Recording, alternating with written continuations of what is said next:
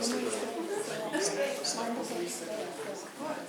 think we're actually a few minutes past time, but this is a good thing because it means we had a huge crowd who wanted to be here and share this evening with us. I want to welcome everybody. My name is Sarah Kleeman. I'm the director here at the Walter E. Olson Memorial Library. I do have some thank yous and acknowledgments before I introduce our illustrious guest. I want to thank Jennifer Koss of the Holocaust Education Resource Center in Milwaukee. She is the one who connected us with Steve. I also want to thank Amber Tilley, who was not able to join us here tonight. Amber is a teacher at our local Northland Pines High School. She has been teaching Holocaust studies for at least the past 20 years. She was instrumental in getting me connected with her and just collaborating with the group that's put on this event in brainstorming where we wanted to go. In particular, I wanted to thank Bobby Fleischman and Mike Smith, who are wonderful community members and friends who reached out to me 2 years ago about putting up a display of Bobby's family story, which is up again this year. If you have a chance before you depart, there's an exhibit case with those materials up, and they've continued to be wonderful collaborators since then, and really fostered the relationship that brings us all here together today. So thank you. Finally, I am going to thank today's speaker, Stephen Jacobs. Stephen is a dedicated storyteller, educated, and also the son of a Holocaust survivor. Stephen is first-generation American and grew up in Skokie, Illinois, which I'm sure he will talk about in his presentation. Skokie is a community that was once home to the largest population of Holocaust survivors outside of Israel. But today's story is not just a history lesson, it is also a story, and a deeply personal story about Mendel Max Jacubowicz. I did it, good. Wonderful. Who is Steve's father. Max endured forced labor camps, ghettos, and of course the Nazi regime, and was eventually able to rebuild his life in the United States. So this story is not just one of suffering, it is about resilience, dignity, and the fierce determination to live again. Steve has spent years documenting and now wants to share his father's journey to ensure that we never forget not just the horrors of his experience, but also the hope. Stephen holds degrees from Ocean Community College and the University of Illinois, and he built a successful career in human resources. But perhaps his most important role is as guardian of memory, sharing one family's truth to light a path for future generations. So please join me in welcoming.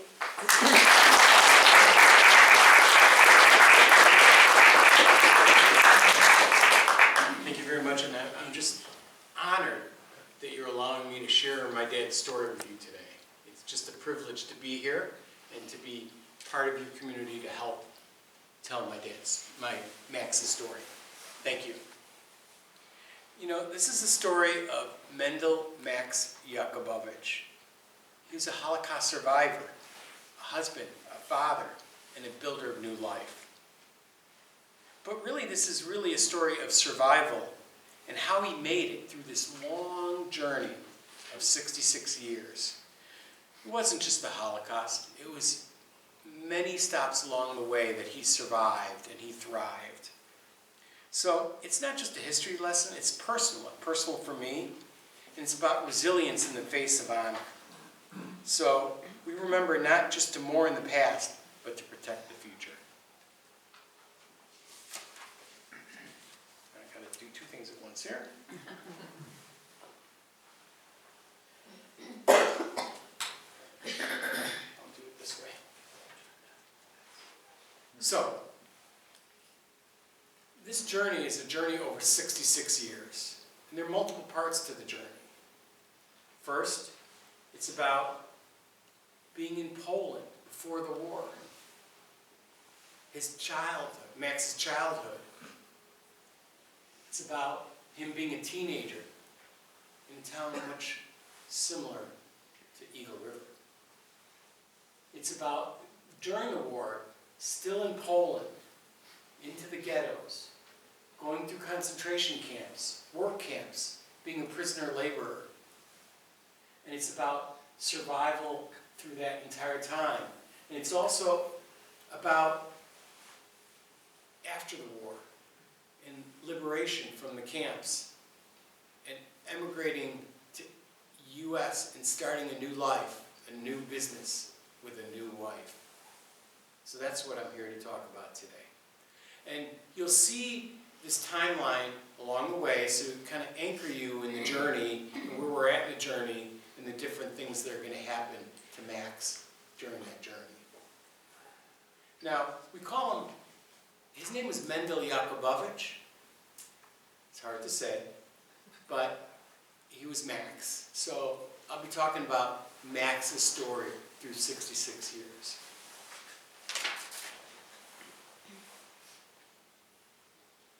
So this is kind of overall the timeline of the 66 years. And we'll get into detail here, but if you look at these pictures, it's starting out in Skokie, Poland, right? Which is, in many ways, a town much like Eagle River. Small town, southeast part of Poland, where he lived. We'll get into that. Then we're going to move into the beginning of torment, the beginning of horror, and the ghettos, and the concentration camps, and the war, and what happened with the horrors of the war. Then we're going to move into, that's actual his naturalization papers, my dad's actual naturalization papers. It's about coming out of the war, getting into the Frankfurt, Germany, and eventually emigrating to the United States as part of the displaced persons group. And then marrying my lovely mother, Rachel. And so that's his journey, right? And it all began in Europe during World War II. And this is a story of one man, Max Jacobs.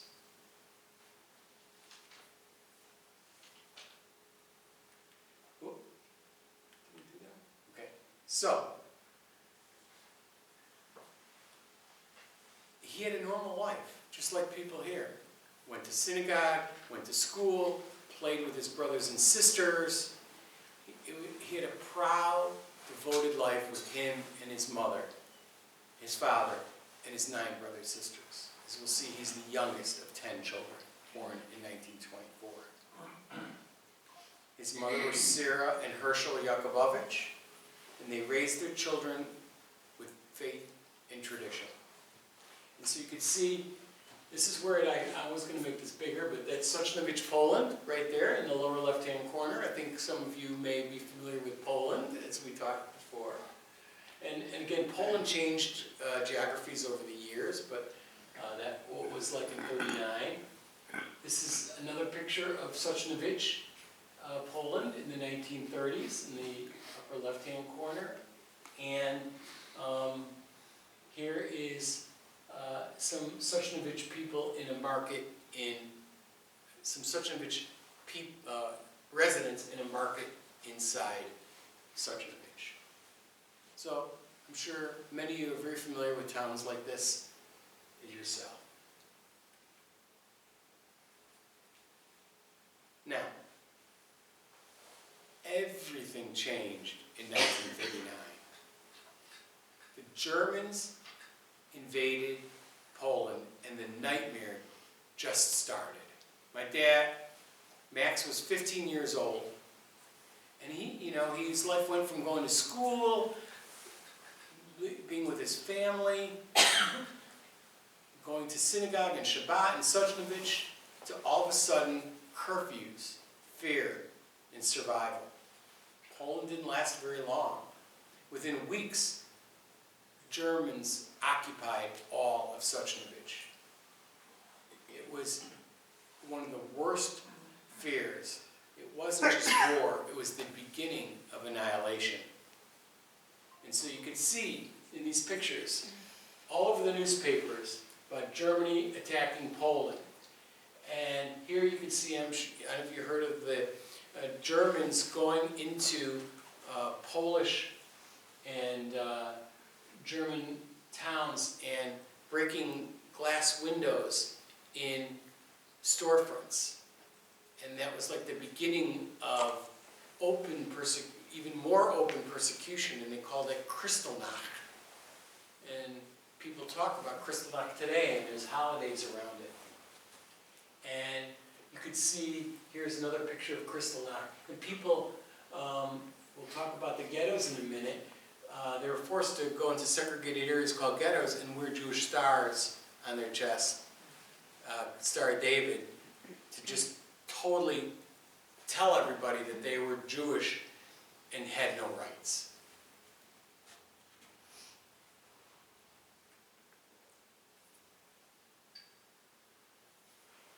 So, let me talk a little bit about the ghettos. So, the ghettos are areas where people are cordoned off in one area and they segregate all of the Jewish individuals in one area. It was a horrible place to be in. In 1942, they actually went into Suchanovich and put everybody into ghettos, including my dad and his family. It was just unbelievable. They had no privileges, they had no rights, they had no food, they'd live in rooms. Whole families would live in one room and barely get any food to eat, etc. They had no freedom. They had only fear. And so again, you can see some of these pictures. This happens to be the Warsaw Ghetto, but very similar to the Suchanovich Ghetto. This sign here says, "Warning, Jews," you know, to let everybody know that you're getting a territory with a bunch of Jews there, and, you know, be careful. And you can see here many of the Jews, which we'll talk about in a second, eventually getting deported out of there into death camps and other places after a while when they liquidated the ghettos.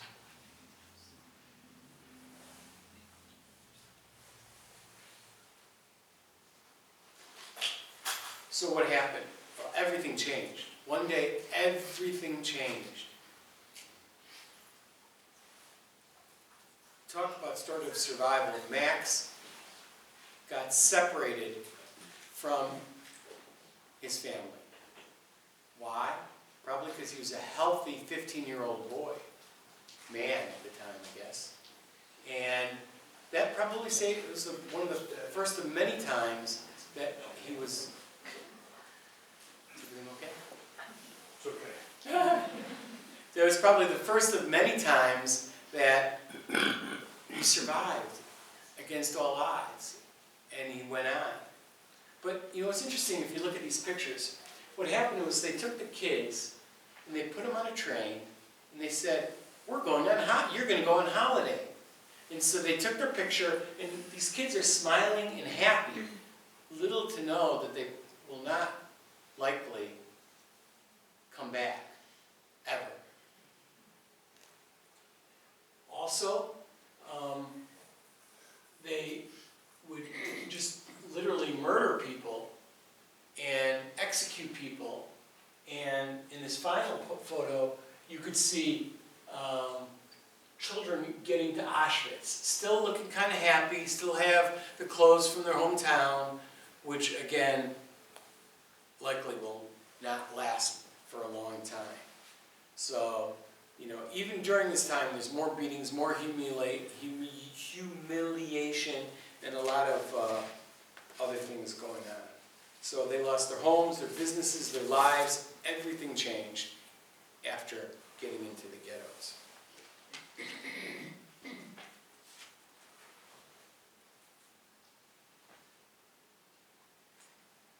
Now, Hitler decided that he was going to have something called the final solution. And the final solution was basically a systematic killing of all Jews across Europe. Mass shooting, gas chambers, death marches. So here's a number of prisoners who died in the camps just of exhaustion or disease.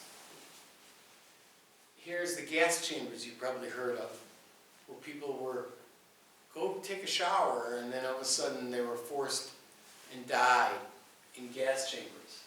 Or they were put in front of firing squads, or they were in front of ditches. So after they were shot, they would fall into the ditches and they wouldn't have to be buried.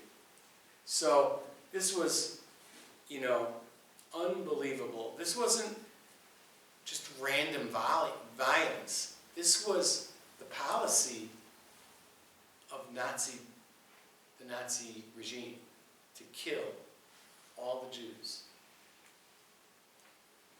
It's hard to look at this slide, but yet, if we don't, we'll forget. So we have to look at these pictures.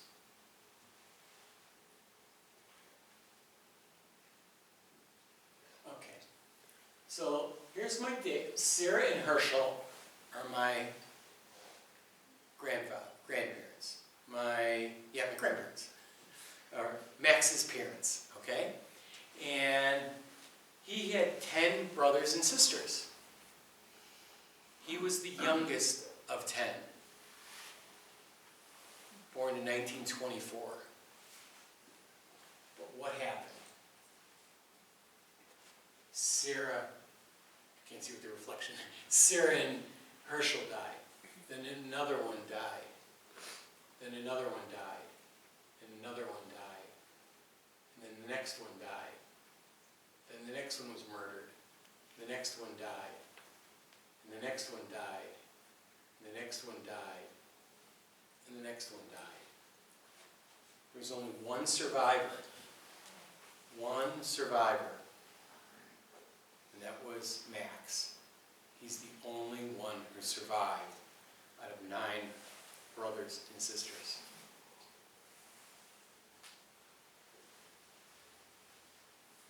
Now, we could go and trace his time through information that I've gathered throughout Poland and Europe, right? He started out in Skokie, go to the ghettos. He ended up getting, his family gets deported to Auschwitz. He was strong, which saved his life. Young, strong man, saved his life. He ends up going to forced labor camps. Sakharov was the first one, then Kitzelbrachen. And what's interesting about Kitzelbrachen, the Schulman work, that was an airplane and munitions manufacturing location. So he was making airplane parts and munitions for the German army as forced labor. He ends up in another death camp called Zatau, where he eventually was liberated and gone to the American zone and other things that we'll talk about. But, you know, if you think about everything from 1924 to 1951, and all of those places, I mean, and each harrowing experience in every one of those places, just he couldn't escape the horrors. So it was a terrible, terrible thing.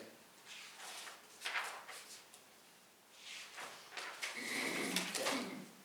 Now, what happened was, in 1945, the Germans were losing ground. They were starting to lose the war. The Russians and Americans were getting into all parts of Germany, Poland, and other areas.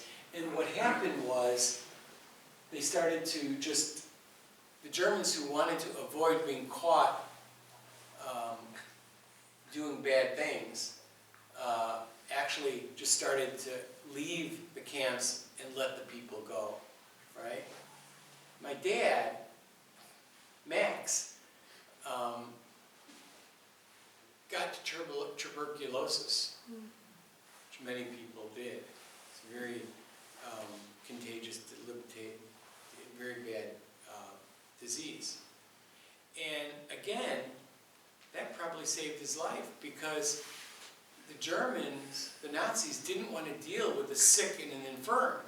They said, well, we'll just let you stay here. You're going to die anyways. Just stay here. We're not going to deal with you. Again, another point where he survived, that he overcame odds by being sick. So, at the time, they would put people with TB into sanatoriums, where asylums, where they would just segregate all of the people with TB. My dad, Max, ended up it was called the Gauting Sanatorium. It was near Munich. And he was there for a whole year.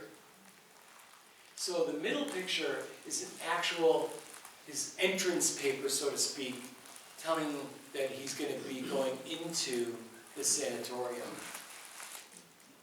On the right is the picture of him actually recovering with one of his ailments in the sanatorium in a hospital bed. It's amazing that we have these pictures. It's really kind of fascinating.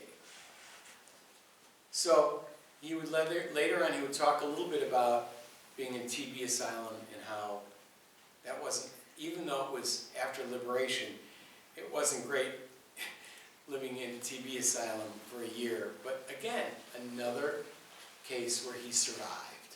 All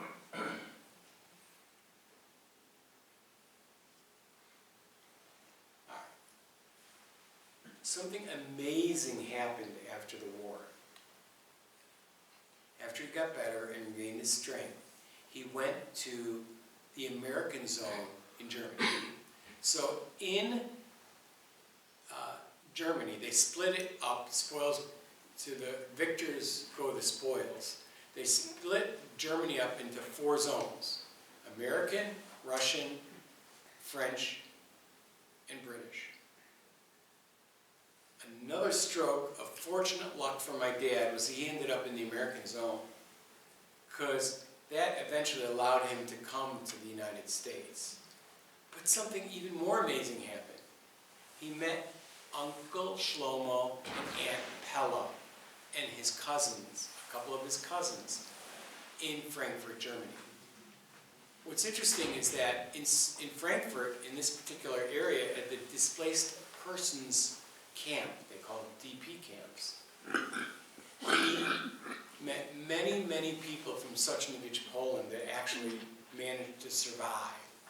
I'm sure that gave him a lot of comfort to be with people from his hometown, and even more comforting to be with his aunt and uncle from Poland. And great picture of him there I got from one of his cousins, who's not in the picture, but it's unbelievable.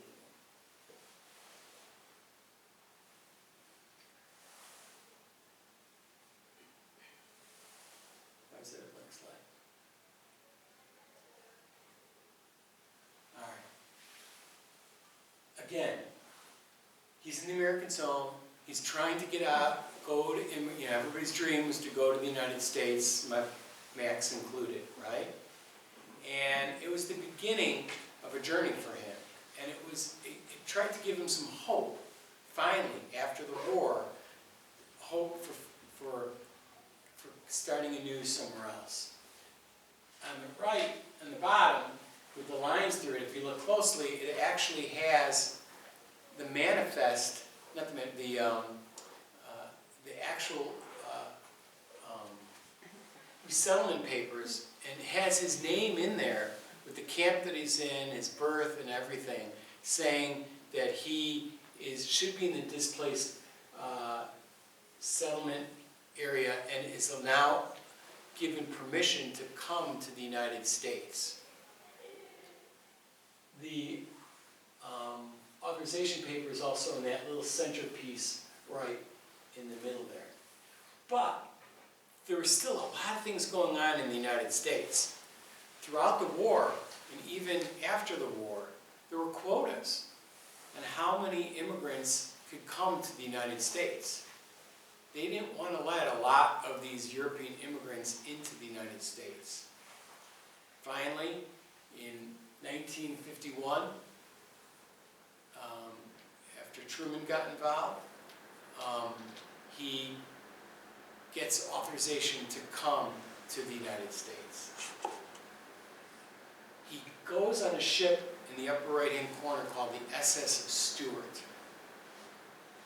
What's interesting about that is it would take, during the war, it took troops to Europe. Then they recommissioned that ship to take immigrants to the United States. And so he was able to get the manifest and the picture of that for my father.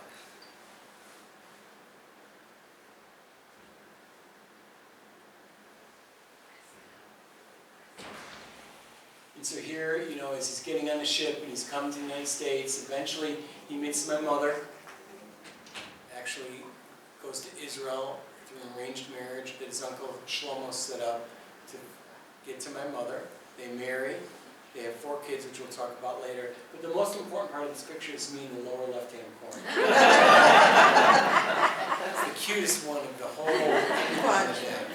It's me and Skokie with my older brother on the right. And that's Rachel and Max.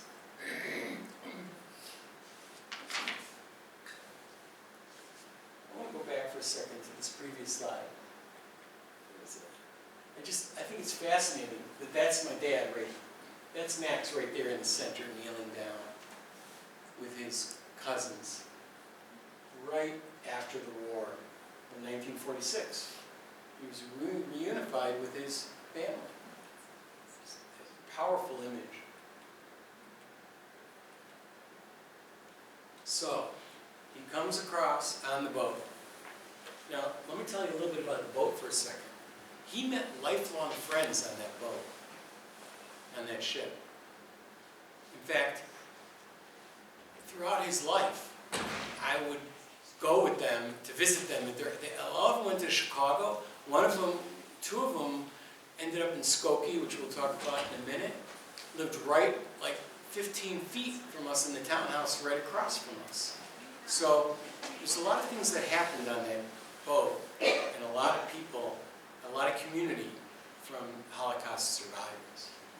But he gets, I don't know, we're learning this because he's got ingenuity. He learns how to be a furrier. When I talk about this to people, they don't know what a furrier is because nobody wears fur coats anymore. But that's what he did. He made fur coats. He met another Holocaust survivor in there that moved with us to Skokie. Then he decides he becomes an entrepreneurial man. Always trying, he had to come to the United States and help his family survive. So he did all kinds of jobs to really get himself to make sure that our family survived. The second job that he had, probably more than that too, I know more than that, was being an insurance. So it was the type of insurance salesman called a debit salesman. A debit salesman collects cash premiums every week from their customers. So you go around, we used to create the route cards for him at home as part of our childhood duties. And he would go in the worst neighborhoods in Chicago to collect cash premiums from his customers. Now, he would walk around with wads of money, literally, all around the worst neighborhoods in Chicago. They're just as bad as yesterday as they are today. And what happened? After being persecuted through the whole war, he gets robbed and beat up multiple times. It just continues to follow him. But he survived. He pushed through it. He kept working, and he kept through it. So he sold insurance. Then he decided, he met some wholesaler for clothes, and he started selling not only insurance, but clothing to customers door to door. And then eventually, he becomes a print shop guy. Now, look, one of those printing press, the old-fashioned print, that's what he used. They were with lino typesetting and the plate coming down, and you put the sheet of paper in and out, and I would fix the machines and change the motors and do some of the printing for him when I was younger. That's what it was like back then. So he had that print shop, and it started, quite frankly, in the basement of our townhouse in Skokie. And eventually he moved, so he moved from Chicago, on the northwest side of Chicago, on Addison, Belmont, that area. So for 20 years, I mean, he became an entrepreneur. talk about rebuilding himself. Just, I mean, think about everything he went through, and he's rebuilding himself over and over again. Now, Skokie. What's so important about Skokie? And we have somebody from Skokie here. Where is she? Yeah? She went to Niles North, the same high school I did. So she's 2 years older than me, but she was with my brothers and sisters. Skokie is the home, or was the home, to the largest population of concentration camp survivors outside of Israel. That's why my dad went there. It was like another comfortable home for him. He buys a townhouse. How did he buy it? He got reparations from the German government. Every month he would get a check. I think it was $350, which was a lot of money back then. $350 every month from the Bundesbank, which is the national bank of Germany.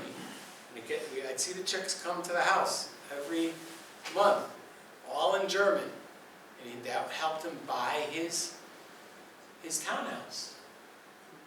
Now, what was interesting about this as well is he had to go every year as required to reaffirm that he was still alive, to go to the consulate in downtown Chicago to show that he was still living in this, should get the actual payments.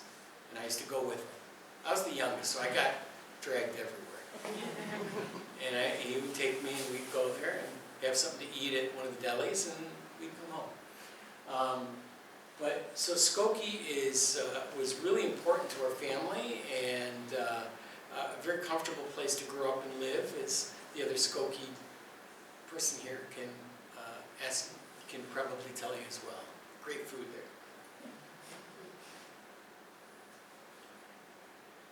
But something else happened in Skokie. A neo-Nazi group supported by the ACLU wanted to come to Skokie in March. All they wanted to do was antagonize the people. And it traumatized everybody in that town. My dad, Max included. You can see here some of the pictures. This is the movie they made about it. I strongly recommend you watch this movie, free on YouTube, called Skokie with Eli Wallach, Danny Kaye, and others. It was in all the papers, all around the country, probably the world. I know the country for sure, right? You could see them marching here. I mean, think about the horror for my dad 35 years later, watching the Nazis march in his hometown. It was very well known that people who never talked about the Holocaust started to open up. They started to talk about it and remind people how horrible this is.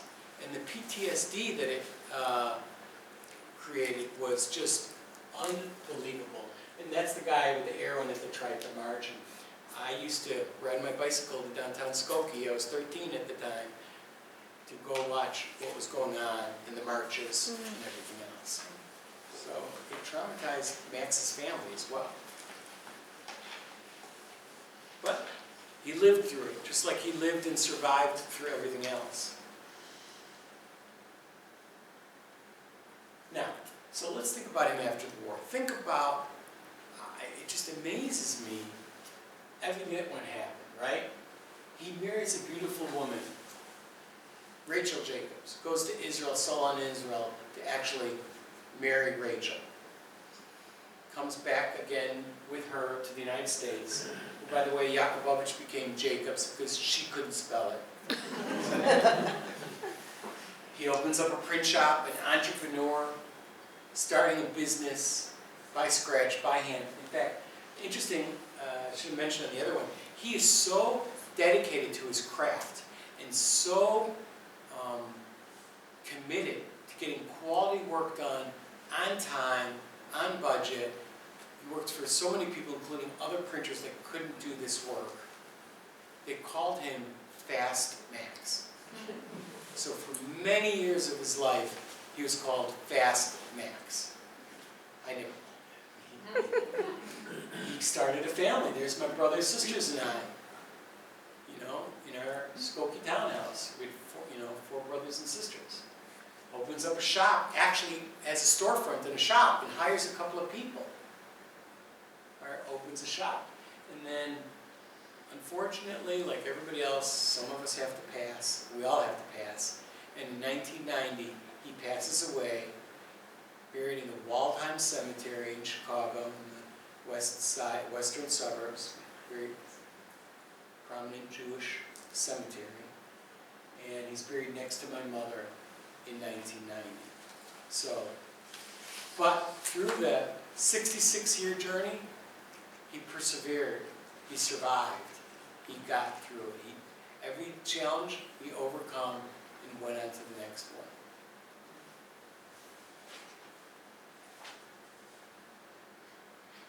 Now, what's his legacy? You know, we talked earlier about the final solution, right? Hitler's attempt to annihilate and murder every Jew in Europe. But look at all of these offsprings from my dad, right? Maury, David, Sally, and me are the children. They had children, and God loves Sally. Their children had children. He said, "You take up too much real estate on this chart." I showed it to her.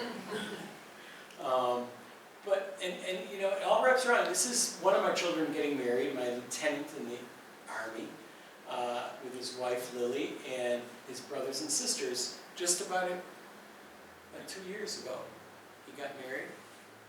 She's having a baby in October. It's my first grandchild. So, unbelievable, the legacy from a man who just went through heck.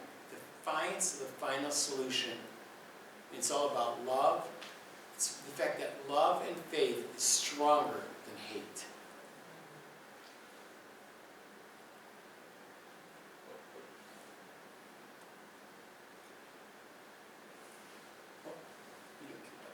So, there's an old biblical saying in the Old Testament. Remember what Amalek did to you. Amalek was a very bad man.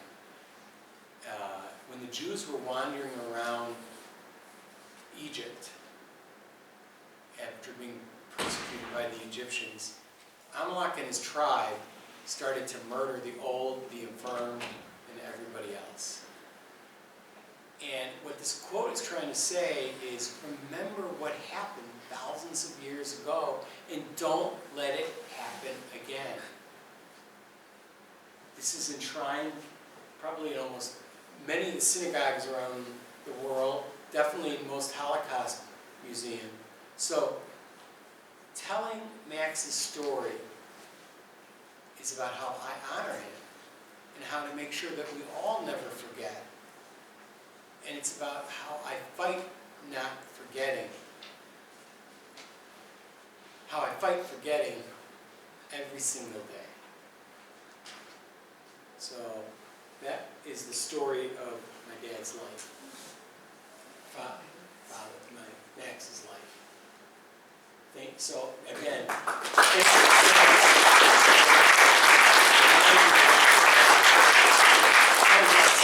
The message of survival, and in the hope of all the terrible things that are happening to somebody or what's happening in the world, there's always hope. And there's always a way to overcome it, to persevere it, and find light at the end of the tunnel. In fact, in the Holocaust Museum in Skokie, I should have said this earlier, there's the way it's built is it's dark at the beginning. The building is all black. And then it becomes all white because of the survival. And I encourage you, Skokie is only about 4 hours away. if you have the opportunity, go to that museum, and you'll be very enlightened. So, any questions that you have, comments, be more than happy to. We were at a presentation some years ago, and one of the things that was said was that people who are, it was also by the grandchild, I think, of a Holocaust survivor, and that the families, and I think you briefly touched on this when you said people in Skokie started coming out during the Nazi March. Holocaust survivors often didn't want to talk about any of it, and they didn't share with their children what they carried, and yet the children then, like you, carried it on, but also carried the burden of what their parents had been through. Do you find that fairly common? My friend who's with me is smiling because we talked a lot about this, and I guess I neglected to mention it. When my dad was on his deathbed, literally, in the hospital, a nursing home actually, just my brothers and sisters and I were surrounded by him. It's the only time he talked about the Holocaust. Never talked about it. He had his tattoos removed. He just never talked about it.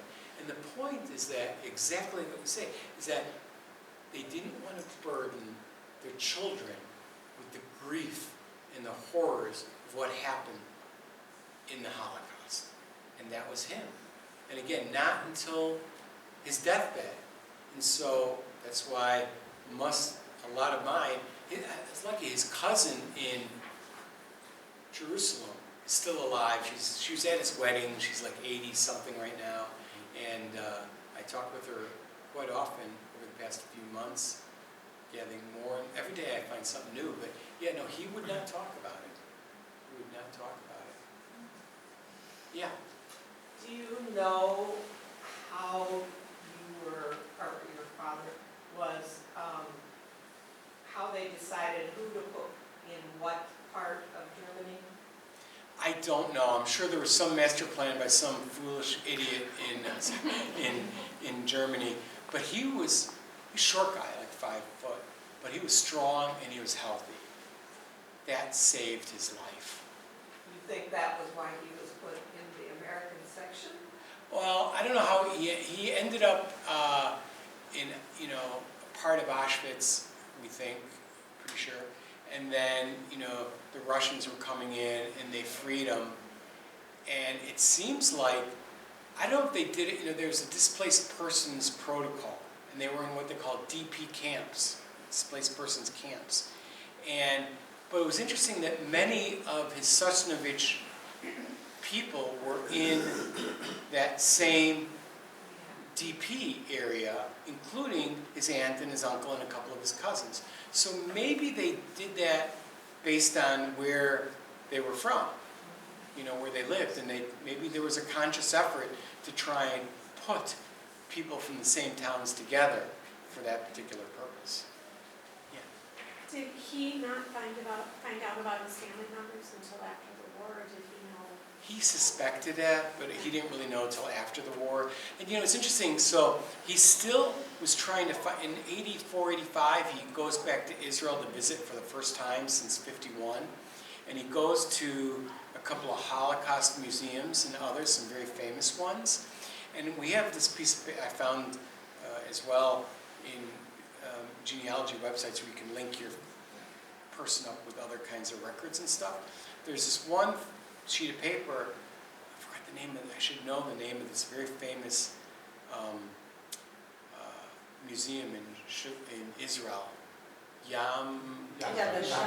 Thank you. So we have a piece of paper where he wrote his sister Sarah's name on it, trying to locate Sarah in 1985. Like, for some reason, somehow, he thought that she was still alive.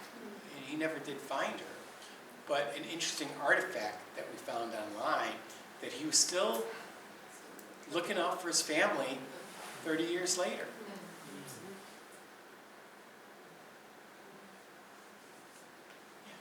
Kind of astounded that the ACLU supported or defended the Nazi marches in Skokie. How did that come about? I'm sorry? How did that come about? Well, you know, this guy wanted to antagonize people, come to Skokie, and the ACL, and if you watch the movie Skokie, man, it is full of detail on this. What happens was the ACLU defended him to march, his right to march, to protest. And Albert Smith, one of you mentioned that you knew Albert Smith, the mayor, very famous mayor of Skokie, who was not Jewish, but defended to his death the rights of the Jews and not being continually persecuted and antagonized. And eventually this guy ends up not getting allowed, never getting the permit, even though they still had protests and marches and dressed in their uniforms and stuff like that. He never ended up having his big march in Skokie. He ended up going into Chicago. But the ACLU just voraciously defended the Nazis and their ability to march, the right to march in Skokie.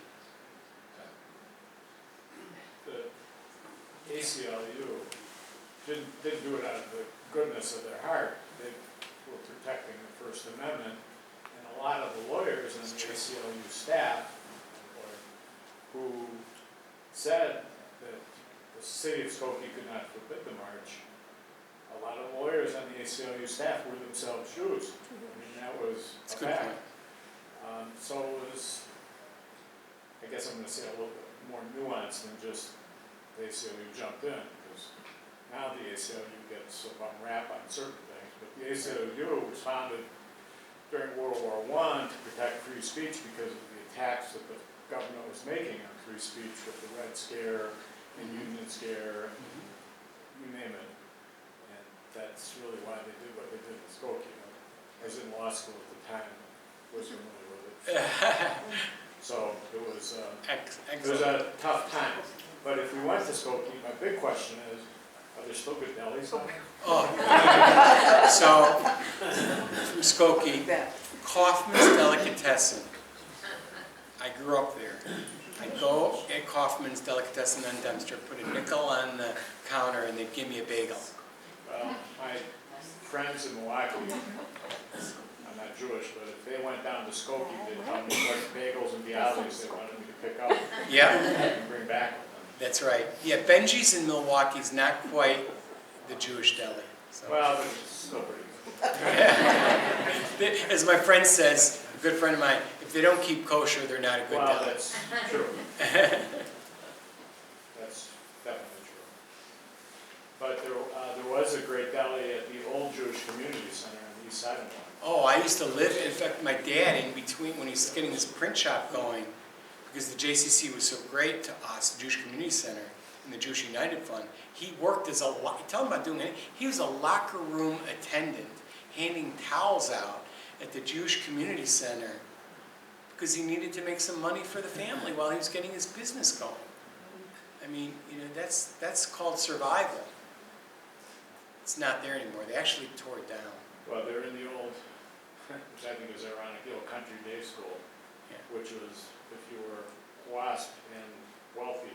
Right. That's But I think they tore it down. I thought I read they recently tore it down. the old Jewish Community Center. Yeah, on I Church believe- Street. Yeah, Yeah. I believe so.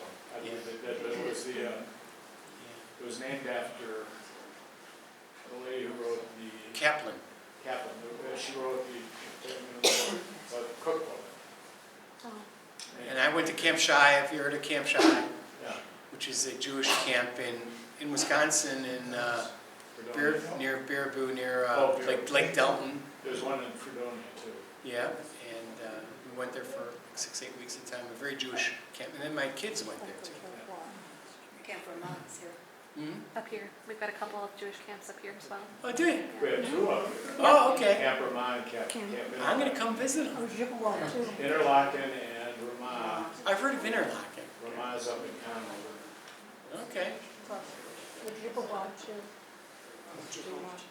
It's private, technically. But it's still Jewish. And, yeah, a lot of campers. Yeah.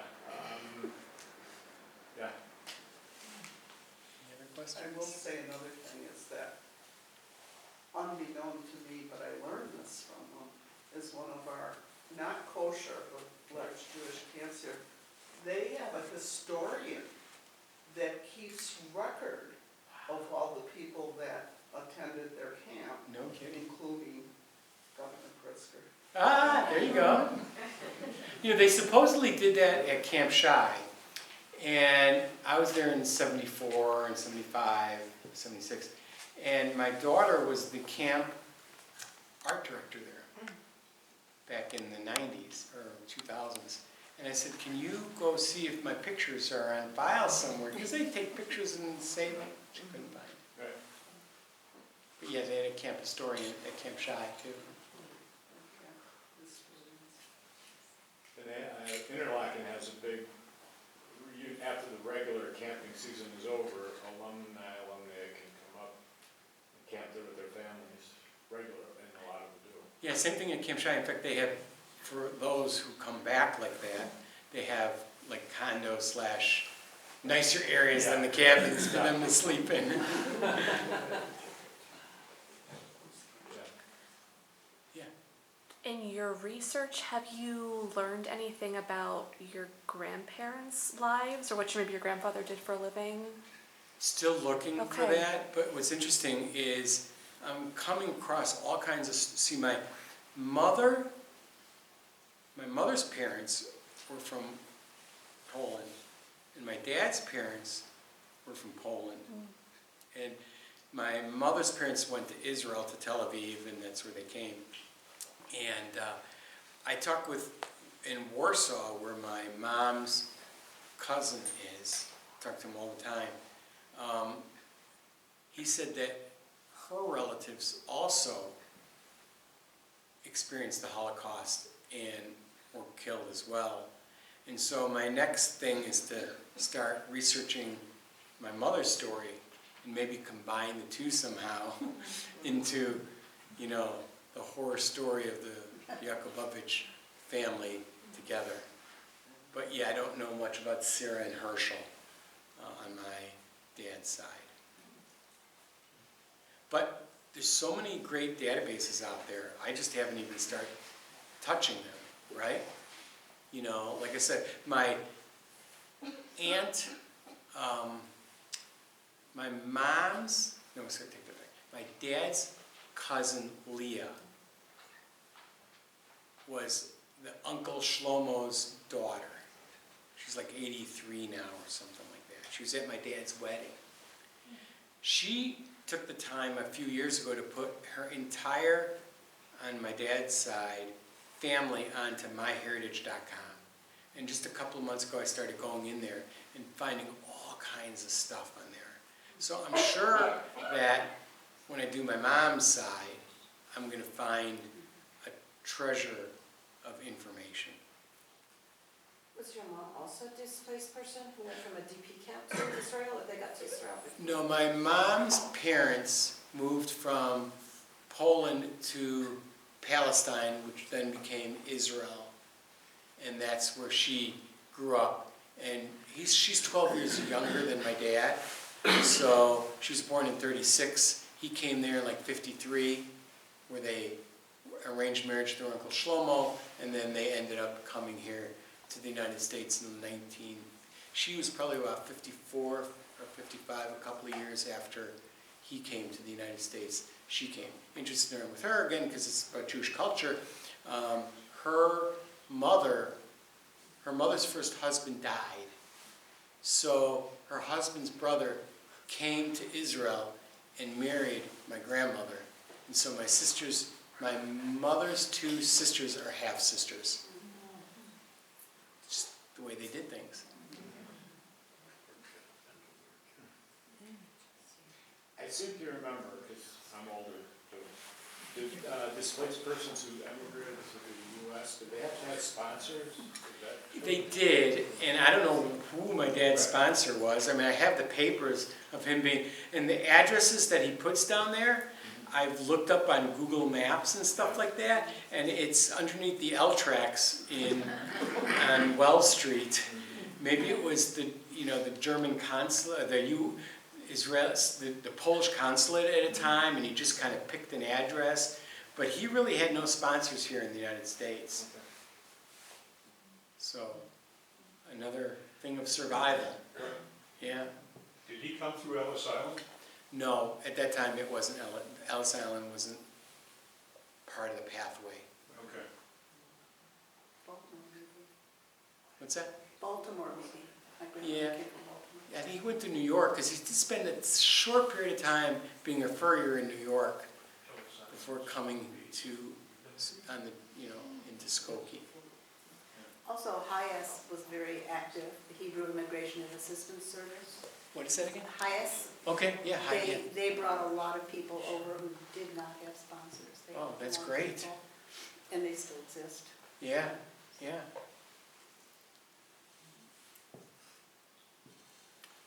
Well, thank you for listening to me and hearing a story of survival, and I really appreciate so many great people I've met here tonight. It's unbelievable.